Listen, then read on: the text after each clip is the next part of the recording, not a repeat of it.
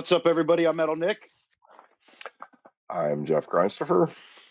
and welcome to episode number 109 of Vinyl Bang. For today's special guest, we have from the bands Wake and Deadbird. Please welcome to the show, Mr. Jeff Morgan. Jeff. Jeff Morgan. Woo. Thanks for having me on, guys. I love this podcast, and I'm glad to be a part of it. Well, thank you. We're glad to have you, Jeff. Nice. Real quick before we get into this show, we just have to give a quick shout out to Brooke Ann, who is our unofficial official manager and has been booking lots of guests for us in the last several months. And Brooke, thank you again for another awesome guest. So, Jeff, let's not Yeah. waste any time. Let's get right on into it. Cool. Yeah. So I was talking earlier, and I don't have like a massive record collection, thousands of records. I have less than 500, but I tried to keep my collection free of the John Cougar Mellencamp's and the Michael Jackson Thrillers and stuff you know um, that you find so often, and people are always trying to give you. Your uncle will be like, "Here, take these records," and it's a lot of like busted up Kiss Alive 2 records and stuff. And so I try to just keep my collection mostly killer and as little filler as I can. I mean, I still have like some Johnny Cash and some more commonly heavily pressed records. But I try to just keep my stuff as stuff that I actually want to listen to, because I don't have a lot of space to keep them. And plus, like if I'm putting on a record, it's usually a ceremonial time, and so I want to keep it as stuff that I listen to a lot. Fair enough. So I have to comment on the John Cougar Mellencamp. We are chili dog enthusiasts on this podcast. So for No you to say that you offense. don't have any John Cougar Mellencamp, let's wrap this up. We're Well, about done here. Bad John I'm Mellencamp s- on Final I'm Bang. so Come on. I'm sorry, guys. I'm sorry. Nothing and against the Cougar, man. Nothing and against the and Cougar. as far as you only have 500. It's about quality, okay, not quantity. It's about quality. So Yeah. I'm excited to see I, what you're going to talk about. Yeah. So I would just kind of start off with kind of one of the records that really fueled my drive for vinyl as as a different media type. So when I was a kid, of course, I went into Walmart and Kmart, and they actually sold vinyl in those days, and I bought Quiet Riot, Metal Health, and I bought Weird Al Yankovic, Dare to Be Stupid, and those two records were like the big ones. And then that started my record collection. And then shortly after that, Twisted Sister put this bad boy out. And the coolest thing about it was when I saw this, I was like, this is the greatest thing in the world, was just to get the D Snyder coming out of the manhole. And this is the original one that I bought when it came out. The record is completely fucked, but I can't get rid of it. It's just one of those ones that like that really just sparked, because you can't get that on a small media type. Sure. You have to have the full 12-inch to get that effect of D Snyder coming out of the manhole. So that was a big starter for me. And then after that, it was straight into Metallica and hunting and hunting and hunting and hunting. And we used to have a lot of races, me and my friends, and I'm sure you guys know this too. You go into the record store with your buddy and you fucking divide, and it's almost like a competition. You're like racing to find Seasons in the Abyss sealed or whatever, and you're just like digging to just try to get it before the other person, because usually if you go to the record store with somebody, you're of like mind. And so one of my earliest hunts was King Diamond and Merciful Fate. And I'll get one of my things that I'm super proud of that I got back in the day. Me and Chuck from Deadbird, who you guys had on, um, we used to be in another band together, and we would tour, and so we would get to go to Chicago and New York, and we would go into these record stores, and we would race just to see who could find the most stuff. And one day I found these two in the same record store. And I got these in 92. So they were the pressings from around that time, that Rave On. But this one in particular, it was so cool because I had never heard "Missions Destroy Aliens," the song, and I was just like, "Fucking Merciful Fate has a song about aliens!" Like that's just a whole nother level of King Diamond. But you know, we would go through and just pick all of the collection. You know, these were a lot of these were what I got in that era. Um, Wow. was from that era of hunting. And you know, like I said, these are records that I actually listened to. I put all of these on. None of these are sealed. um but yeah, I'm really proud of my King Diamond Merciful Fate collection. As you should be. do Very y'all do impressive. y'all, do y'all have cool King Diamond Merciful Fate records? I have In the Shadows, Melissa, and I don't know what else I have from it. I have mostly Merciful Fate, nothing of King Diamond solo. No. Mm. Yeah, you got to get them so you can play them backwards. And that but yeah, so after the King Diamond Merciful Fate, like you get this, like you get to where anytime you see a record that you don't have from a certain artist, you immediately buy it. And so that's where my Melvins fascination came into as well, because we found Melvins right after Bullhead had come out. And it was before Houdini and before Stoner Witch and all. So it was like Bullhead was the newest record. And we found it on the Kill Rock Stars compilation. And we had never heard anything like Melvins. And so that was the beginning of my Melvins obsession. And I've got their first 7-inch that's got "With Your Heart, Not Your Hands." I'm sorry, "With Yo Heart, Not Yo Hands." Mhm. And and uh and it's not great, but you know, it's like probably one of the first Melvin songs that they ever recorded. um and just got Cowboy, and I got the Mudhoney split here. um Very nice. the Mudhoney on one side, and but I still have the original Bullhead that I got in those days. And I mean, this thing, you put this on, and you go to another dimension, and you just wake up and it's over. And you're like, what the fuck just happened to my brain? Mhm. But I got Ozma. I don't have Lysol. I need to get Lysol. But I don't know if y'all remember this, but when this came out, they had an ad. I think it was in Rip magazine. It was like on the back cover, and it was like, fill this out and mail it in, and we will mail you a free copy of Houdini. And this was before the internet. And so I filled it out, and I put it in an envelope, and I put a stamp on it. I mailed it off and just kind of forgot about it. And then one day I opened up the my mom had said, "Hey, you got some mail," and it was Houdini. It showed up kind of creased on one side, but this is cool because I actually got this for free for just filling out, like, the label hated them when they this was amphetamine, I think, but this was like right when they were getting on the major label push from Kurt Cobain, and they just pissed off everybody in the industry. So they were probably like, "Fuck y'all, we're giving your record away." Um, I don't know the full story, but oh my god! And then there's this one, Dude, that's man. rad. this, I'm this, jealous of that. That's awesome.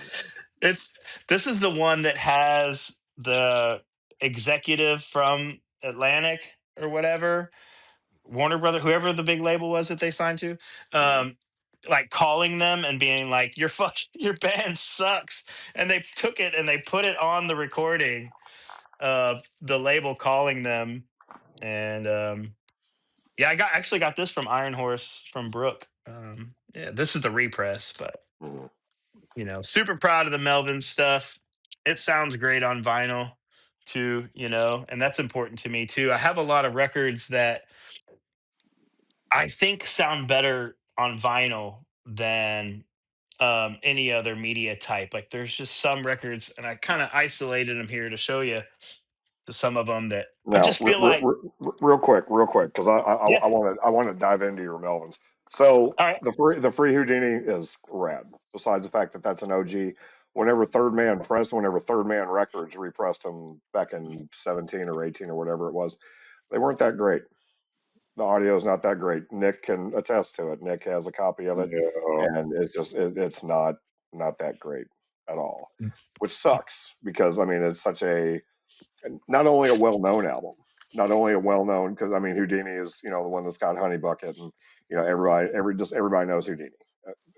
That's like Faith No More's Epic. Everybody knows Epic. Everybody knows Melvin's Houdini, which is good. Because it's an awesome album, but to have copies of that, and just as you said, copies on vinyl that sound better. I wish I had a better sounding copy of Houdini, and I'm jealous of your OG free copy. That's just amazing. That is Yeah, really, really, really badass. yeah, just feels like fill out this thing and mail it in. And in those days, there was no email or anything. Like you just fucking threw it to the wind and would see what would happen. And Right. I understand what you're saying about the Ipecac stuff because gluey porch treatments to me is more important than the Bible. Like this is probably the one record that has defined me as a musician Hmm. more than any other record on the planet. Like to me, Gluey Porch Treatments is the most important record in my life. And so from hearing it from cassette to the CD, and to now I hear what you're saying about the Ipecac quality. I didn't put two and two together because that's the only one that I have. But yeah, I do see what you're saying. And this one's also pink too, so it's like it's already not going to sound Well, as like Jeff or was saying, green. It's like Jeff green. was saying, I mean, I bought when it's hard to track down an OG press of anything these days, especially anything that came out in the 80s or 90s. But I remember I bought a Third Man pressing of Houdini strictly because I wanted to hear those drums on record. I wanted my whole fucking basement to shake, and it came in, and I kept turning it up more and more. I was like, God damn it, this sucks. Uh, Hmm.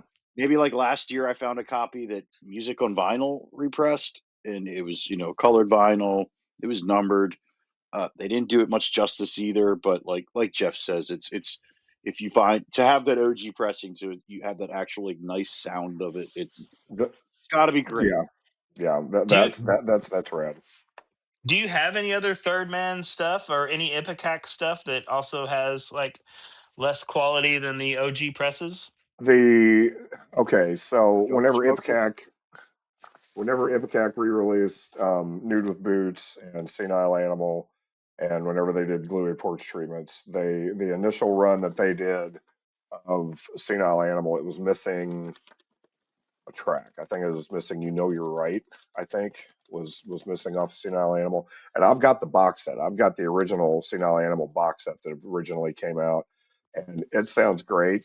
All the tracks are there. It's across 4 discs, but yeah, the Ipcac. I mean, it sounds good, but it's missing a track, and I don't know. Speaking of your gluey porch treatments that you just brought up here, I bought a couple years back whenever I saw them on tour. I bought one of the Mackie letterpress. This is number 15 of 20. That's killer.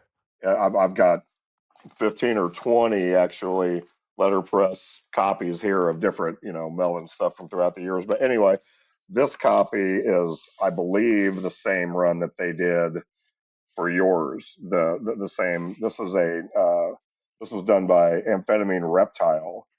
So I don't believe it's the same press as your pink gluey porch treatments that you've got there. But this one sounds fucking amazing. This Does it? copy of gluey porch treatments from Amphetamine Reptile really does sound badass. Man, all the AMREP pressings that I have fucking rule, man. Like Hmm. I've got kill dope guns and fucking in the streets comp, and I've got Supernova. And this fucking thing sounds incredible. I mean, the way Oh that yeah. I mean, it fucking comes off the speakers are fucking warbling out. It sounds so good. But anyway, sorry. I just I wanted to dive more into your Melvins before we move down to the next Yeah, stack of records. man, that glue port treatment you have is killer too. I would fucking kill for that thing. Thanks. But yeah, so the fucking but there are a lot of records that I have that I just think that, in the vinyl format, they just fucking they're just perfect in vinyl. Mhm. Which is Cathedral, Ethereal Mirror. Like this record, I mean, it just sounds so fucking good on vinyl. Sounds good in digital formats as well, but man, that thing just fucking comes alive. And Clear Light from New Orleans, the Jimmy Bower, those dudes, and the COC Deliverance on vinyl. And this is the cool Columbia with the double records, and the side four is etched. Um, Man, yeah, they. I don't think it's probably machine etch. I would guess. I don't know if you can see it on there, but No. um, yeah, side four is just all of their signatures etched in, and it's got a little message on there. I can't really read it because I'm too old, but yeah, I can't see anything anymore. But this when you put this on, like it was meant for the vinyl format, and this thing just fucking rumbles the earth on vinyl. And Wolverine Blues on vinyl, that thing, I mean, it's fucking devastating. I just got that one not too long ago. I'm super proud of that. Of course, His Hero Is Gone on vinyl. It's meant to be. And the first two Kai, or not the first two, but the middle Caius records, um on vinyl, because you can't leave out Wretch, right? um and Incomplete on vinyl. This fucking sounds great. um I just love the way that the fucking guitars sound when you're listening to it on vinyl. And another one that sounds great on vinyl, this is a newer pressing, but Pierce from Within is not only my favorite Suffocation record. um There's a it's, loud man, crunch. it's just so yeah. And the low end, man, like Yeah. I guess it was the only record that drummer played on. And man, he's so creative in his drumming, and the way the kick triggers sound, like they don't sound too clicky. Like they're just the perfect amount of low end and high end. And on vinyl, the speakers are just like so. That's exactly why I bought that album too. I was like, I got to hear these drums like just smash my fucking walls it down like that. Suffocation, great fucking band. Like you, that's my favorite album. I'm trying to think of the drummer who was on that album. It's not Dave. No, No, I I can't forgot his remember his name. name, but he's just some dude. Like he ended up in like a kind of not new metal, but he ended up in some like band that you would not imagine him to be in, I should say. Yeah. Hmm. But yeah, those are some records that I set aside, that I just think on the when you put them on the turntable, it just accents the music so well. Sure, sure. Yeah, Do y'all have some records? that particular copy of Suffocation is the same one that I've got. I mean, I don't know if it's the same color because I think they did like a yellow and a blue and whatever, but that same Yeah, run because that same hype sticker, was the first pressing right. of Doug Pierce that I got. It's Doug blue. Bond. Oh, Doug Bond. Doug, yeah. His name. Yeah, so like, yeah, the other band that he was in after Suffocation, I was like, surely he's gonna be fucking shredding, and and it was just kind of a lot of da-dunk, da-dunk, da-dunk, with stuff. So more power to him. I'm not dissing, but Mm. it's definitely no Pierce from Within. Do y'all have like your favorite records that you feel like in the vinyl format, it's just perfection? Uh, for me personally, Oh, I'm gonna have to go with Nevermind by Nirvana, just because it's so well produced. And Fuck again, yeah. I love I love crunchy guitar sounds if bands have that. But for me, Dave Grohl's drumming on that record, just like when he hits those fucking fills on In Bloom, I'm just like, oh my god, like I can feel it in my chest. It sounds so fucking good. But uh, yeah, that's pretty much one album that, like, if I'm looking to like hear every detail of every instrument, that's the one I'll put on. That's a beautiful call for sure. I would have to say my uh, or not wide dynamic range, but the original masters of Faith No More Angel Dust. I mean, that's probably Ooh. my best sounding album for sure. I don't know, but dude, there's some really good ones that are awesome on vinyl. But I just sitting here looking at them, like I'm just drawing a blank. Like it's one of those questions that I never expected to be asked on my own show. Like I don't know what the fuck. How do I answer this? Um, Vinyl's definitely the way to go. But as far as like my favorite, I'd have to say Angel Dust just because it's my go-to, and that's Man, my that's side record. such a great record. Such a Yeah. fucking great record. I just Mhm. they just released on YouTube one of those it was like a string of concerts, not Monsters of Rock or something, but it was like Metallica and they released the Faith No More set. It just came Uh, out like a week ago on YouTube. California somewhere. it is And the Day on the Green Day on the with Green. Thank you. Queensryche, Faith No More, and Soundgarden, and yeah, all their sets. There was somebody in the crowd who filmed all of their sets, and I started with Queensryche because I love that band, but I just recently watched the Faith No More set, and I was like, holy shit! I mean, like all those bands were putting out like their best albums at that time. I guess it had been a year later when Angel Dust had come out, so they were still technically touring the real thing. But Queensryche just put out Empire. Bad Yeah. Motorfinger just came out. The Black album just came out. What a fucking lineup. I mean, Yeah. they should have done a full fucking tour of that one. And fucking kudos to Metallica for taking out Queensryche because a lot of people kind of may have thought that they weren't tough enough. Kind of the same thing they did with Alice in Chains. Like people didn't think they were like, Ozzy took Alice in Chains out. Same kind of thing. It's like, th- they were instrumental in making those bands fucking huge and it's so killer that they didn't like cower to the fact that they weren't like heavy bands at that time. So I mean, cheers to Metallica. Operation Mindcrime is still one of the greatest concept albums of all time. Like, could have been one of the best albums of the '80s if albums like Rain and Blood and Master Puppets didn't come out then. But that is from start to finish one of the best fucking records I own.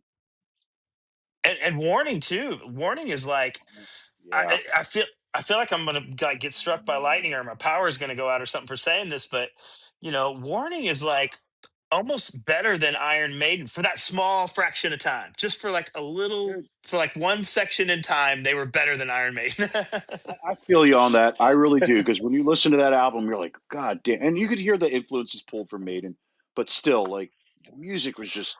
They were all such great musicians, and I mean, it sucks that the grunge movement came and kind of killed their flow, but like still, I still cherish all those albums. Yeah, and speaking of Queensryche, there's a record store here um, that they have on the top row, like a lot of stores, they have like their back stock. And like most record stores, they don't fucking restock those. And so like one year for my birthday, I've been in there a bunch, and I was walking around and I was looking up at the very top, and you couldn't get up there without a ladder. But I was seeing these records that were clearly not in stock, and down below, like I saw a Voivod record, and I was like, "That's it. This has got to change. I got to get a ladder." And so for my birthday one year, my wife she went up to the counter and was like, "Hey, it's my husband's birthday.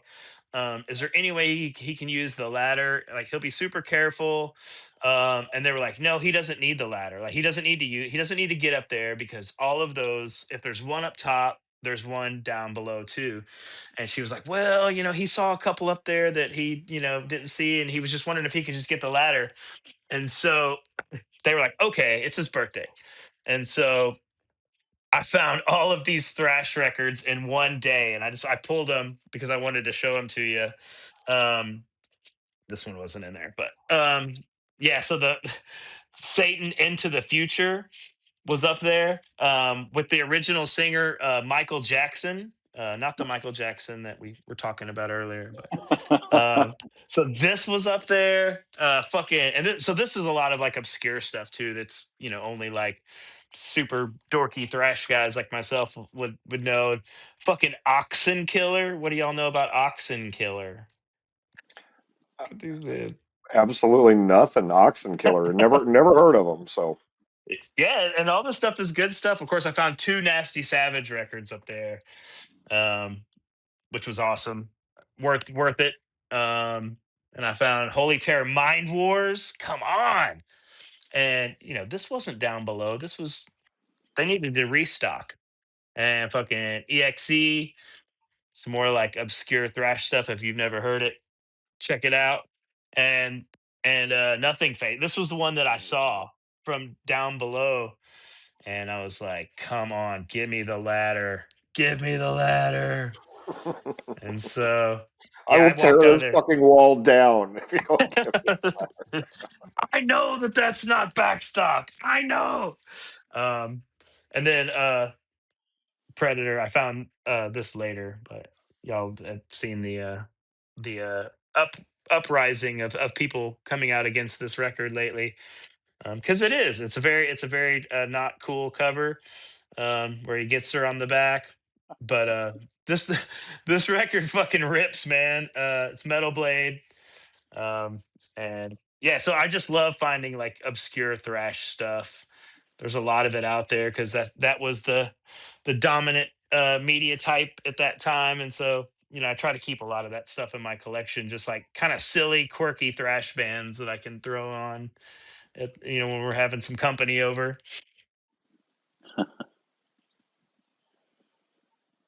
But yeah, I've got I was gonna ask y'all what y'all's thoughts are because I worked in a music store or in a record store briefly as my first job, and there was this discussion. We used to do like conventions and stuff, and seems like the world is pretty torn on bootlegs. I was gonna see what y'all's thoughts were on bootlegs, and if you guys keep a lot of them, if you try to avoid them, or what's y'all's thoughts on bootlegs? We welcome bootlegs. Yeah. if, Good, if if they good. sound good, and most times that's the only way to get an album. And case in point, this one behind me, this one on display right here behind me, this Them Crooked Vultures. It was released originally in the U.S. and Europe as a as the original pressing in 2011 or whenever the album came out. Hundreds of dollars is the only way to get a copy of this album until bootleg started coming out, and that one I got that for $49 last week. So I'm like, I will absolutely take bootlegs, and we could almost do an episode on. You know, We good should idea. Good idea, we should Jeff. do a bootleg episode. Well, So, I'm in the same boat. There's certain things that like have been pressed a couple of times and then you can't find them anymore. Case in example, the first two Marilyn Manson albums. I love Antichrist Superstar. I love Portrait of an American Family. Like up until recently, I couldn't find those for no less than what, like $500-600.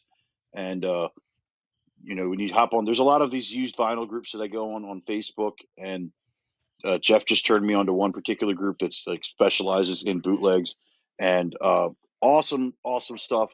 And I was able to score both those albums for not an arm and a leg. Which, if I have it in my collection and I can put it on, and to all those people who are like, "Oh, why would you support Marilyn Manson?" Well, guess what? None of this money is going into his pocket. So Right. don't don't don't don't lose your head on thinking about it. But uh, I'm very happy to like find certain records that like are very hard. They don't get pressed.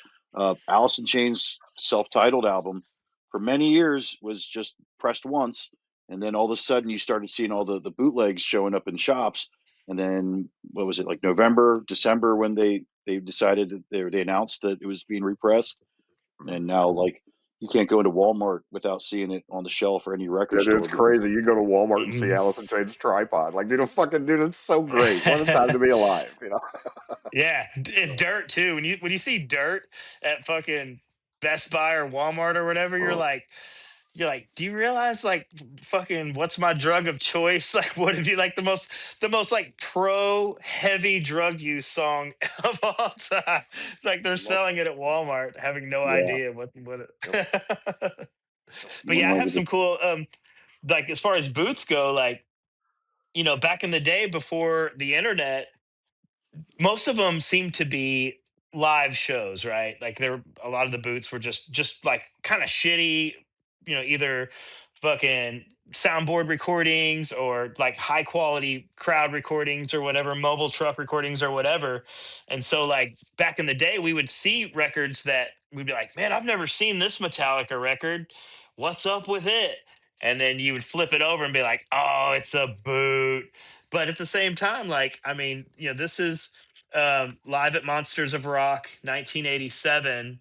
Nice. And it was the only way to, like, you know hear those shows in those days, like this, like, look at this weird Slayer boot, greetings from my guts, with the lady with the turtle head on the like, how are you going to turn this down? Right.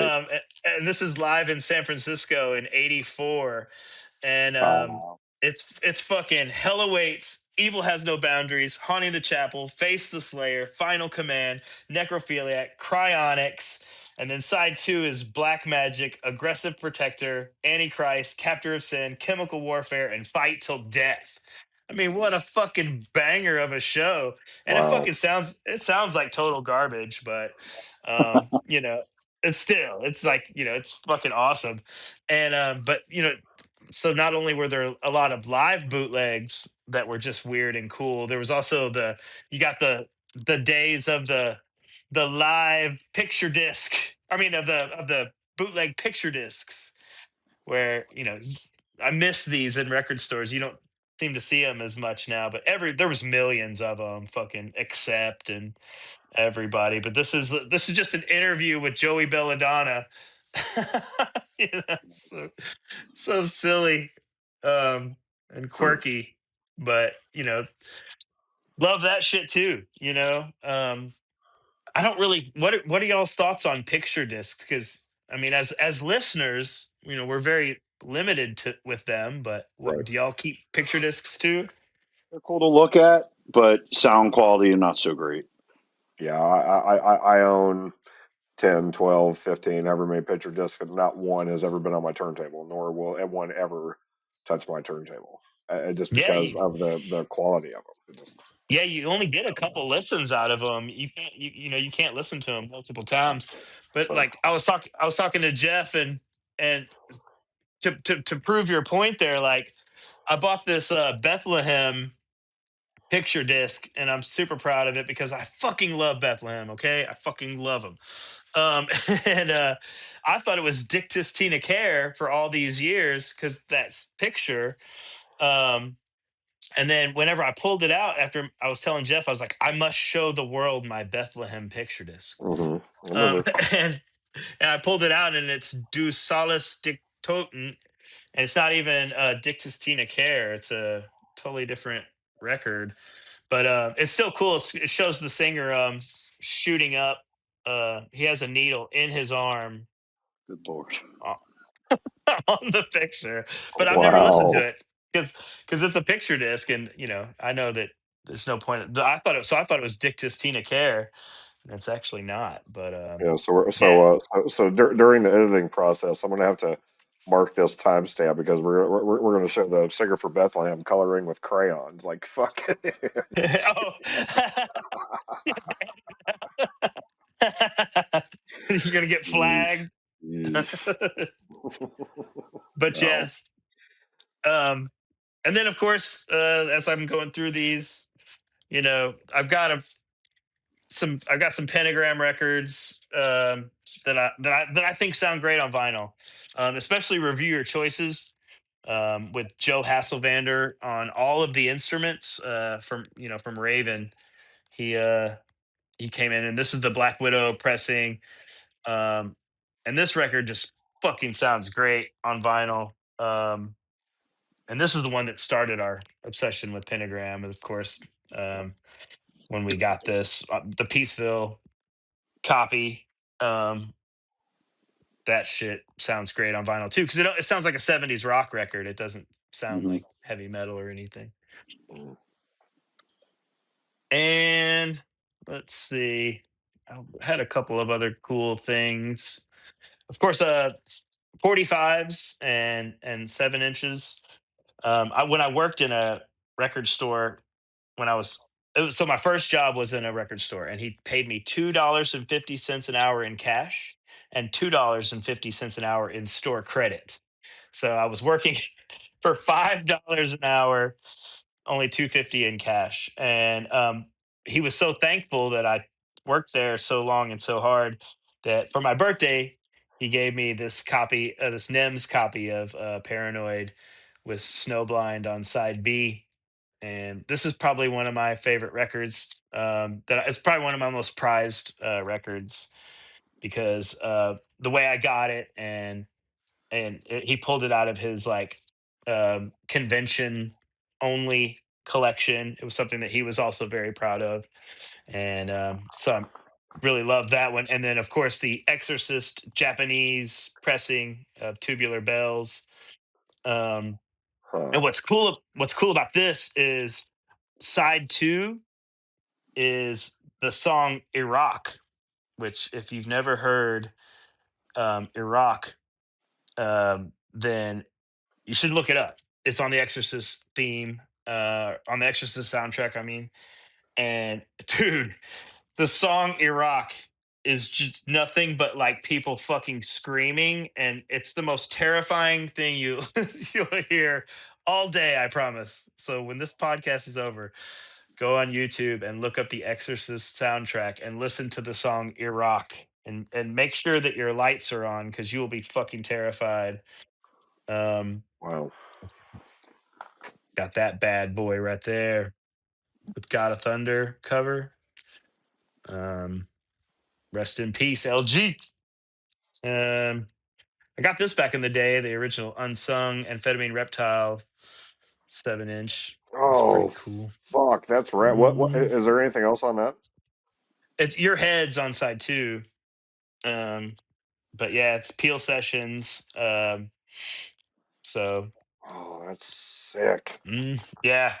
Of course, the fucking Grief 13 split. This was so when we lived in Arkansas, when we were growing up in Arkansas, we didn't have a connection to the outside world. And so there was one episode or one issue of Metal Maniacs that had a brief thing about I Hate God, Sleep, Grief, and 13. And we were Hmm. like, that's how we discovered the sludge that was brewing 9 hours south of us in New Orleans. It was our first time hearing about I Hate God, and it was from that. And so this record was meant a lot to me because I found out about Grief and 13 that same day. Torso is one Um, of my all-time favorite Sludge albums. That's I just recently got a repress in the mail, and god damn, what a great band. Yeah, fucking Grief played in Little Rock. It's been a couple. Might have been like right before COVID. Um, and went with a friend of mine who is a classically trained opera singer. He is like his dad was an opera singer. He grew up in the opera. He like even talks carefully. Like he doesn't talk loud. He like preserves his voice like it's the most important thing in the world. And we got there early, and Grief was doing a line check. The vocalist guy who plays the SG, he walked up to the mic and was like, and the fucking buddy of mine was just like, his eyes were just huge. He was horrified, terrified, disgusted, repulsed, like all in because it was like the complete opposite of what the human voice is supposed to be used for in his mind. And it was a great Grief moment. Hmm. Um, Fuck yeah. but yeah, I just set a couple aside here. I got duplicates of Night Stalker. Any trades out there? The relapse pressing of Macabre. Oh I got yeah. a Charles Manson Spawn Ranch picture disc, and of course the Obsessed Bong Load Records. I wonder what Bong Load Records is up to now. You Probably guys no got porn to any? type yourself. You guys got any Bong Load Records pressings over there? Possibly. I've got Beck Mellow Gold as a Oh, bong really? load. Mhm, Oh, is it? mhm, mhm. Yeah, yeah. Dang. I forget. I think the original press was on bong load, and the repress, the bootleg that I've got, I don't think it's bong load, but it says bong load on the back of it. I am I am infatuated with that helmet 7 inch. Like I've been looking it up on Discogs, and I'm about to buy a copy because that bonus track or the other track on there, Your Head, Mm-hmm. never heard it. So Well, that's white I, too. I am going to have that. I'm going to have my own copy on an upcoming episode of Vinyl Bang here pretty soon because that is fucking rad. Yeah, I That's fucking awesome. love Helmet. Me too. Yeah, Helmet's fucking great. We were talking about snare drum sounds earlier, and the first time we saw Helmet, he stood. I can't remember the drummer's name, but he stood up and turned around when they were done. He like put his sticks down and he turned around and he had welts on his back from where he was hitting himself with the stick in the back and the back of his shoulder. It's like, Wow. good lord. I mean, I think he was probably hitting harder than fucking Chuck Biscuits, even maybe. I don't know. Chuck Well, Biscuits is a fucking heavy hitter. mm. John Stanier is the drummer for Helmet. That's right. Yeah. Speaking of Chuck Biscuits, man, no record collection is complete without the first ones. Um, I still love putting these on. Fucking, this is a weird copy. They made like so many small runs of this. But this one's like real flimsy. I don't know what's going on with it. But it says it's a American, but I don't know. This is a weird one. It seems a little too light. I don't know. It might be a bootleg. I But think his first couple albums are getting repressed finally, like a proper pressing. I got a targeted ad on social media for that, and Yeah. it looked kind of, I don't know, it looked suspicious, almost like a Timu. Is Timu repressing Danzig? Um, but yeah, that's cool. Yeah, I'll buy some repress. I don't have three, but I do have 1, 2, and 4. This record is killer, man. Like, um, you don't realize, a lot of people don't remember how hypnotic it is. Like, there's not as many like memorable songs on this one. You got Going Down to Die, Brandon, but side 2 is what it is. Side 2 is like a fucking journey of weird textures. It's a good record. And last one with Chuck Biscuits, who heavy hitter, man. Hmm. Chuck Biscuits don't get enough attention. He doesn't get enough accolades in this world. And this is another good one. I love this on vinyl. Autopsy on vinyl is perfect because they're so gross. They make you feel like you want to take a shower after you listen to them. You feel slimy, and so when the needle drops and you get the cracking pops, and then but this record was banned for some reason. Like, this is an import, Peaceville, but this is like, for some reason they banned this copy because it was too. Maybe it was just I don't know. Maybe it was just a fucking publicity stunt. I don't see why they would ban this though. It doesn't really seem that bad. It does have some like naked dude, Oh, there it um, is. That's why it was banned. some some nude dude on the inside. We got a nude Na- dude warning. naked impaled guys on the inside. Get it out of here. Get this No out of my nude record dude. store. Thanks a If lot, it Tipper Gore. if it yeah, you know shit. PMRC. I got this too. This is the old Metal Blade original. Did they ever even repress this, or is it just these tattered remnants that are still out there? What is that? Hellhammer. Hellhammer, Apocalyptic Oh, Raids. hmm. Yeah, I don't know if they even repressed it. This is the '84 Metal Blade. It could have been bootlegged a few times for sure. I mean, that I Yeah, think that album had enough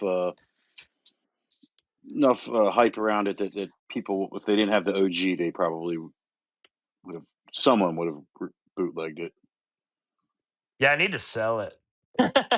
It don't sound very good. I don't really listen to it.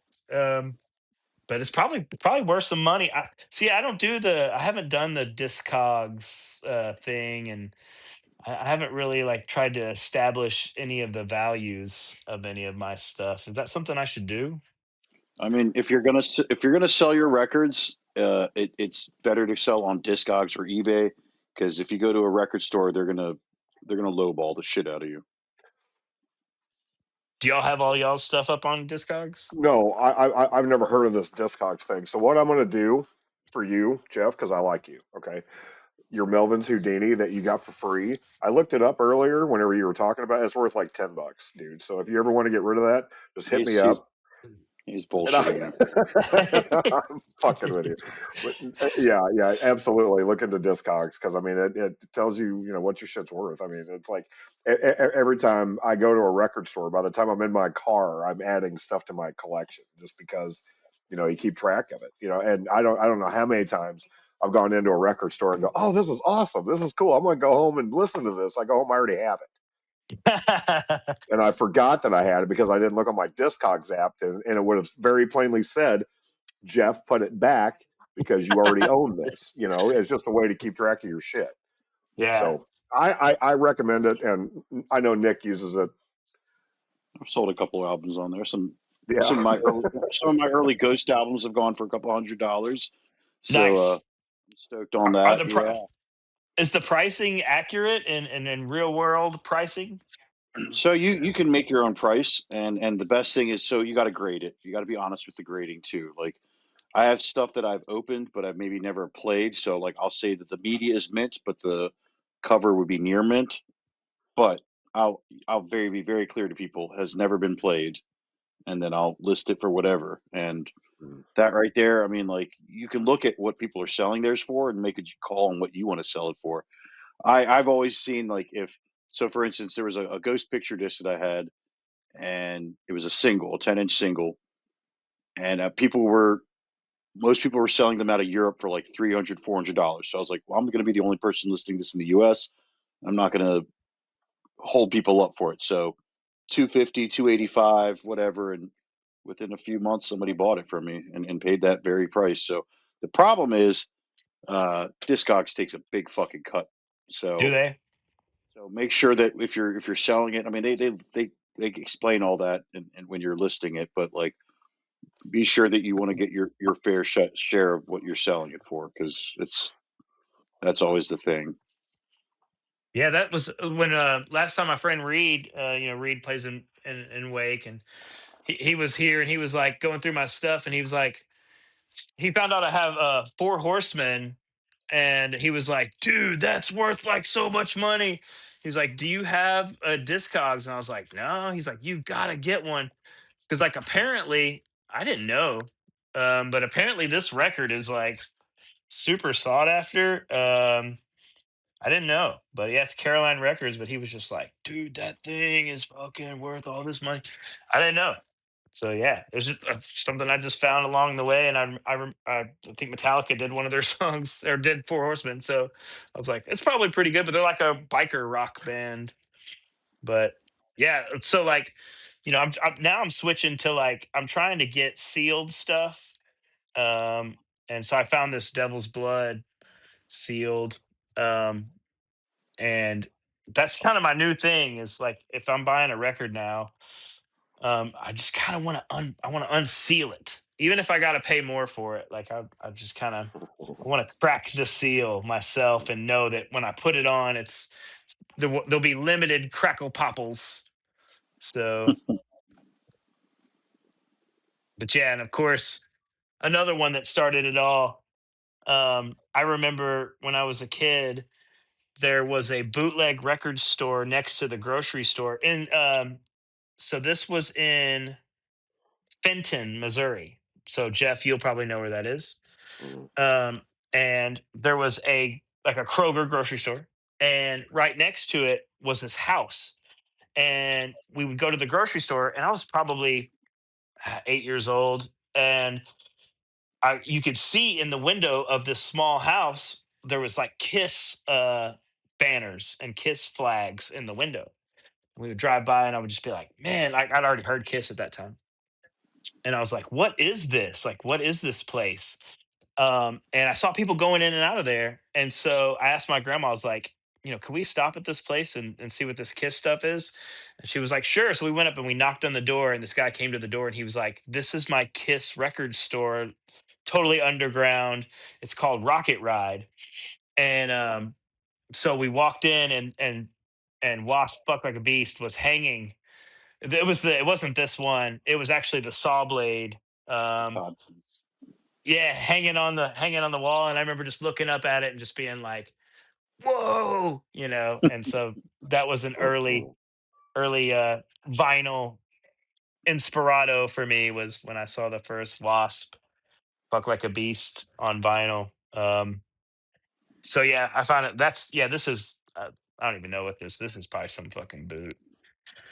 Um, Sanctuary Music for Nations. But yeah, Oh, yeah, Nice. I was sad when none of my friends wanted to cover Wasp anymore. I was like, I want to dedicate my life to playing Wasp. They were like, did you see what happened in New York? I was like, nope. Oh, we can't play Wasp anymore. I saw them a few weeks later in Maryland, and they didn't do any of that shit. Same. So They did it that one time in New York, and I saw them in Little Rock too, and they did the whole first record start to yeah, finish. fuck And yeah, fucking killed it. They were fucking Blackie was screaming his ass off. Like, I'd seen all this internet stuff about him using backing tracks, and I'm sure that you could hear backing tracks for sure. But yeah, what the internet wasn't saying is, on top of those backing tracks, he was fucking screaming his ass off. yeah. I mean, he was screeching. You could hear it.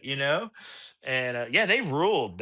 That set was great, and Yeah. his backup musicians were great. Like, it was awesome. I love The, Wasp.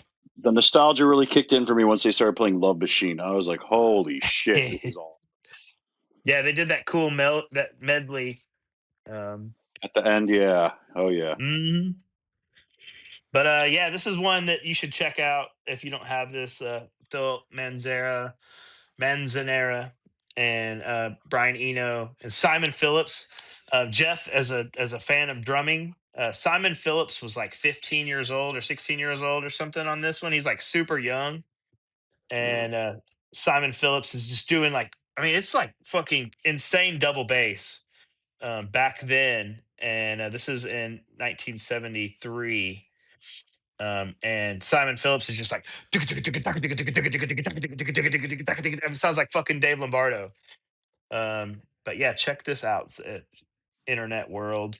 This is a great record. Of course, side two, like all bands in that era, their Beatles shit kicks in, and they start.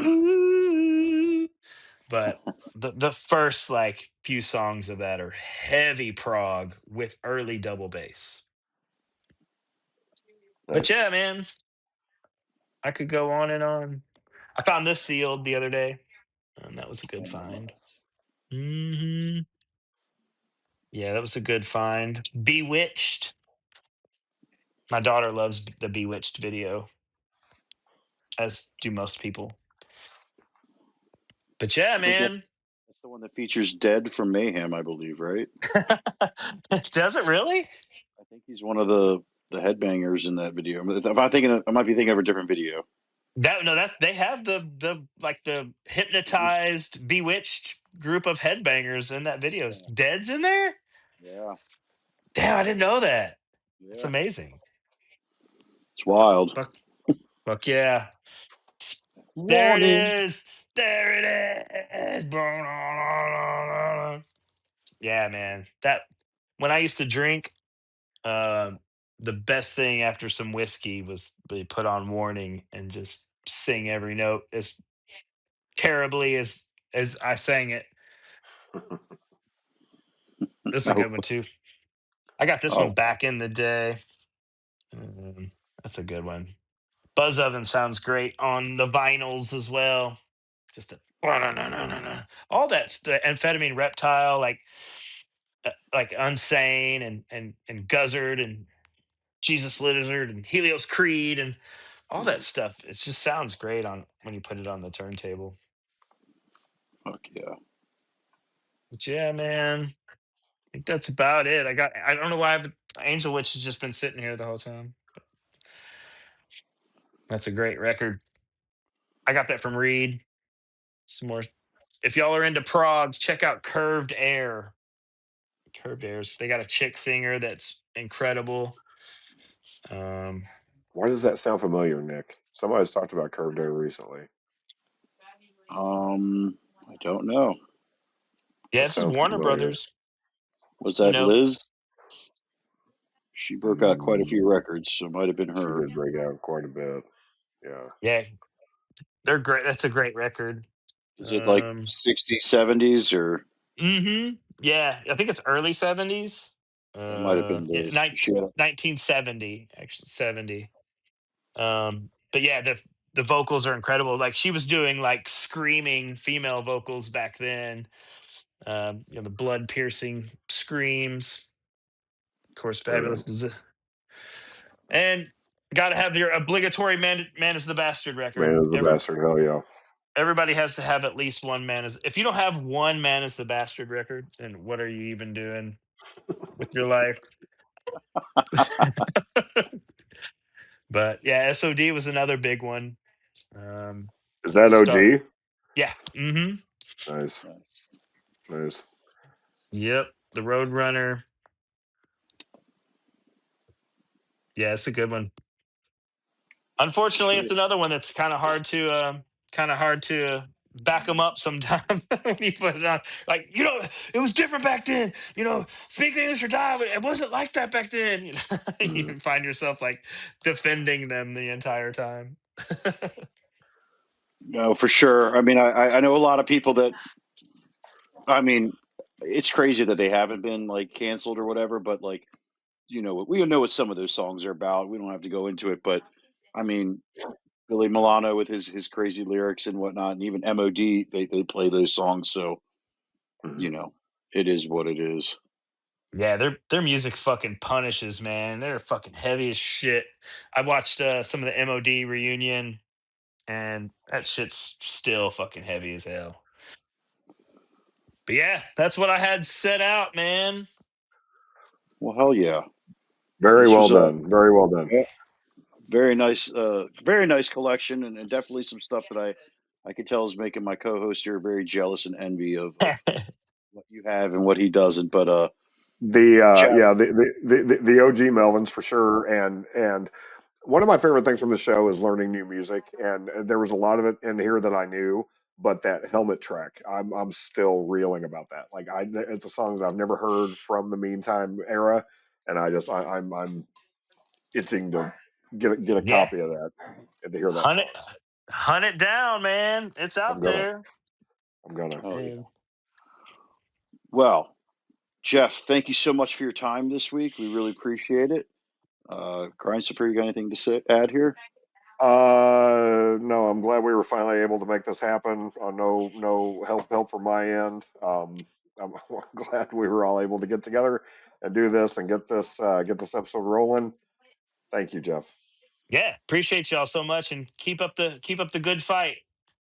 No, thank you, sir. We appreciate it. Thank you, Jeff. Thank you to everybody who watched, and we will see you all next week.